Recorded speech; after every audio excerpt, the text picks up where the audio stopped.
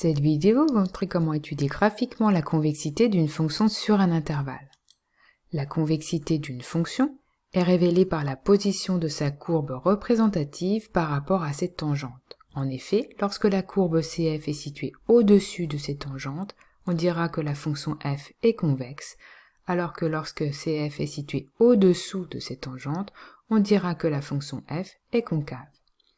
Ceci implique que la courbe apparaît plutôt creusée lorsque f est convexe et plutôt bombée lorsque f est concave. Voyons maintenant deux exemples d'études graphiques de la convexité.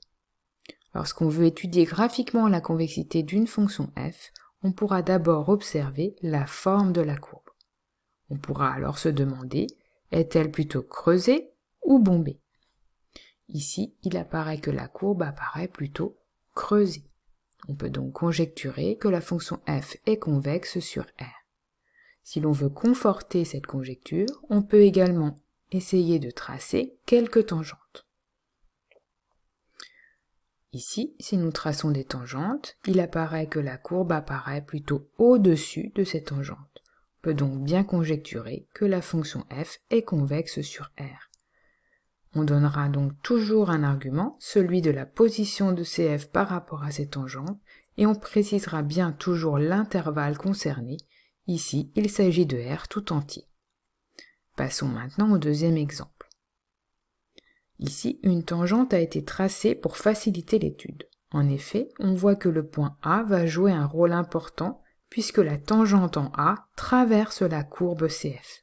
En effet, avant le point A, la courbe CF apparaît au-dessous de sa tangente et après le point A, elle est passée au-dessus.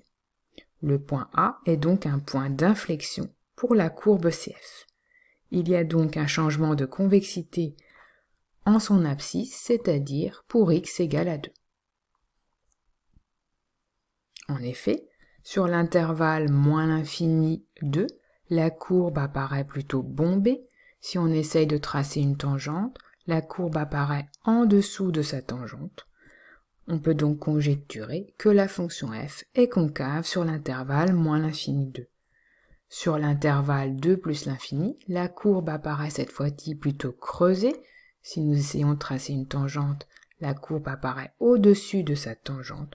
On peut donc conjecturer que la fonction f est convexe sur l'intervalle 2 plus l'infini.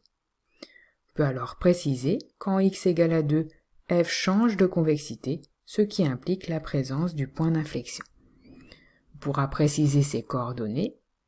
Les coordonnées du point d'inflexion sont donc 2 l'abscisse du point A et son ordonnée qui est aussi égale à 2.